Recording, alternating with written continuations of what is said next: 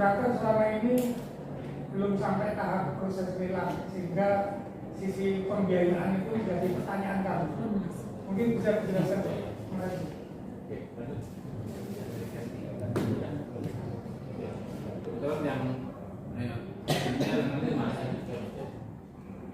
Mungkin secara umum saja Pak, karena memang ini kan ditangani oleh teman pemahaman kami yang mengenai perbankan. Ada Pak Sony ada Mas Haji nih, mungkin baru ketemu ya Mas Haji ya, teman-teman Mas Haji ini yang membawahi terkait dengan IKMB ya, IKMB kalau dari tantangan. Mungkin saya sampaikan secara umum aja ya Pak Langgeng ya, terkait dengan Sritek. Sampai saat ini kita masih mengevaluasi dampak-dampak terkait Sritek ya, karena kan karyawannya kan ribuan ya. Mungkin kalau lebih spesifik lagi, kita akan mengevaluasi dampak di bidang perbankannya. Kan mungkin karyawan itu punya pinjaman apa konsumtif gitu kan Pak ya, dan pabrik punya pinjaman konsumtif mungkin di BPR atau di mana. Nah, kita sedang akan evaluasi dampaknya seperti apa. Karena kenapa? Kalau ternyata sekarang sudah dipilotkan per 1 Maret loh ya. Pilotkan apa kan karyawan kan ditutup ya, tutup otomatis.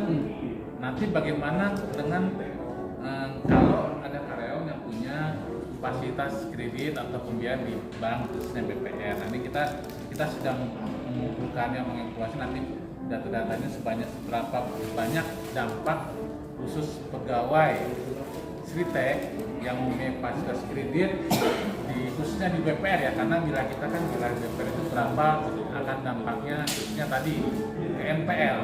Tadi kan kita bicara NPL sama NPL kan meningkat, jangan-jangan dampak Sriteknya juga akan meningkat. Nah, ini berapa besar peningkatannya nanti kita akan evaluasi karena masih hot ya Pak, ini isunya masih hot, jadi kami ini dulu lah ya, kita memantau dulu nanti sampai sudah lebih soft baru kita nanti bisa membuka secara datanya, karena kita akan meminta informasi dari seluruh perbankan di wilayah khususnya Soloraya yang terkait dengan nasabah-nasabah yang masih berkaitan dengan Sritek tadi.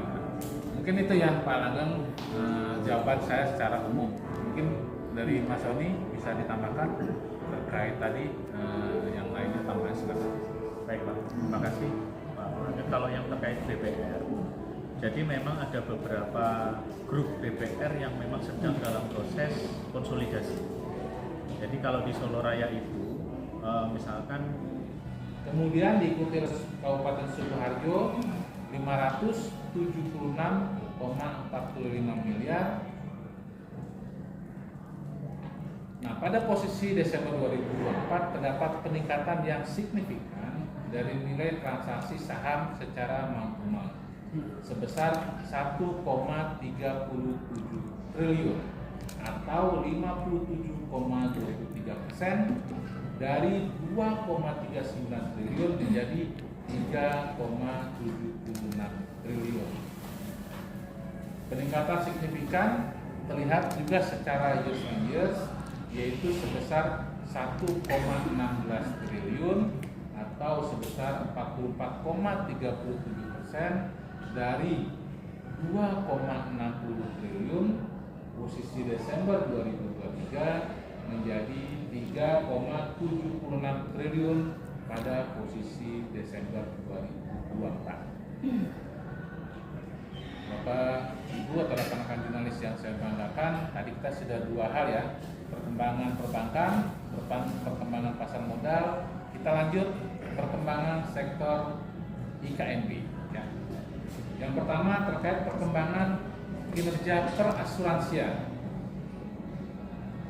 Secara akumulasi, pendapatan premi sektor asuransi konvensional di Soloraya pada triwulan 4 tahun 2024 mengalami penurunan secara years on years sebesar 149,81 miliar atau sebesar 8,53% dari 1,75 triliun menjadi 1,60 triliun.